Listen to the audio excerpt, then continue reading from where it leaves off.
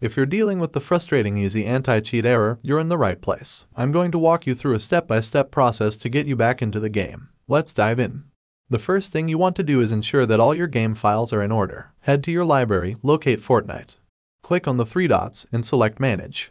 From there, hit Verify Files. This will re-download any missing anti-cheat files and might just solve your issue. If the problem persists, don't worry, we've got another trick up our sleeves. Navigate to the anti-cheat installation directory. For me, it's in C drive. Program Files. Epic Games. Fortnite. Fortnite Game. Binaries.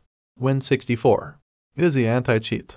Right-click on the Easy Anti-Cheat EOS setup file, create a shortcut. And then go to the shortcuts properties.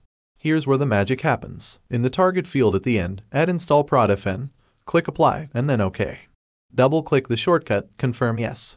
Now launch Fortnite, and with any luck, your game should be up and running smoothly. If this video helped you fix the Fortnite Easy Anti-Cheat error, show some love by giving it a thumbs up and hitting that subscribe button. Your support means a lot. Thanks for watching, and happy gaming.